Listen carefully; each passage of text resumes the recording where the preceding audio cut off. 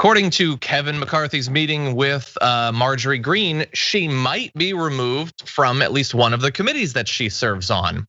And that would be progress. That would be rational. That's completely unacceptable to the Republicans because now they're trying to come up with a both sidesism beyond anything I think I've seen.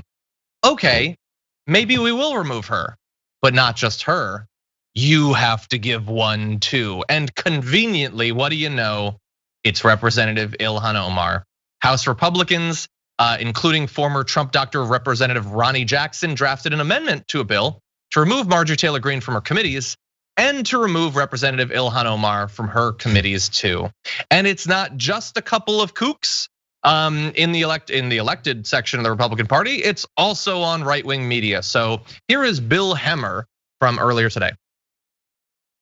Let's be clear. Anti-Semitic statements. But let's be clear, but Josh, what she's doing is of a whole different kettle of fish. One might be weird and kooky, Josh. The other is seen as racist. Yeah. The guy's like, so first of all, Bill Hemmer, you get that. You get that Greene's racist too. Like that's not new. We're gonna expound on it in this section, but that's not new. And JR, weird and kooky, meaning I want Nancy Pelosi to be killed. I think the Jews space lasers start fires. Like that's weird and kooky. There's always these softening tones that conservative media uses when they're talking about a Republican that does something insane, like talk about wanting to kill Nancy Pelosi or a bullet to the head is awesome for her. When Trump would say insane, insightful things, they would go, I wish he'd change his tone. I mean, he's a little bit exuberant at times. Maybe he gets a little excited. Use these terms like there's a 50% positivity to the things that they said. They just got a little above themselves, got a little bit caught up in the moment. They use those types of terms to say like, yeah, it was wrong, but it wasn't that bad. It was only 10% bad. That's what he's saying here because we need to soften that tone, but then call the other one racist, literally racist. And then I guess the guest didn't have the example right on hand as you will right now.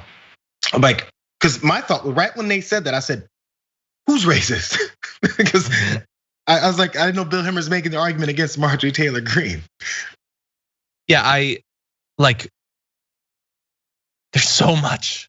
How could he not know any of this? Really fast though, I wanna make sure that this isn't just the kooks that are elected. This isn't just the kooks on Fox News. Marjorie Greene herself is getting in on this because she tweeted this. Keep it up, MAGA country. We've reached 95,000. Let's get to 100,000 to help me defend my seat from the DC swamp. And you can see that in that picture behind it is Representative Ilhan Omar. Why? Is she in House leadership? No. But you know why. You know why she's always focused on Ilhan Omar randomly out of everyone in Congress.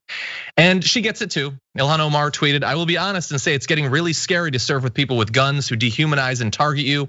I fear that with no accountability, no recourse, and calls to move on will turn this toxic environment into a deadly situation. And she should be. This is a woman who is like frothing at the mouth in hatred for Muslims and has been for as long as she has been making content and putting it on the internet. And she believes that carrying a gun is the most important thing that has ever existed. So and she has said that her political opponents can be shot in the head and that's a quick, efficient way to get them out of office. So yeah, I would be terrified if I was Ilhan Omar to be serving with this maniac.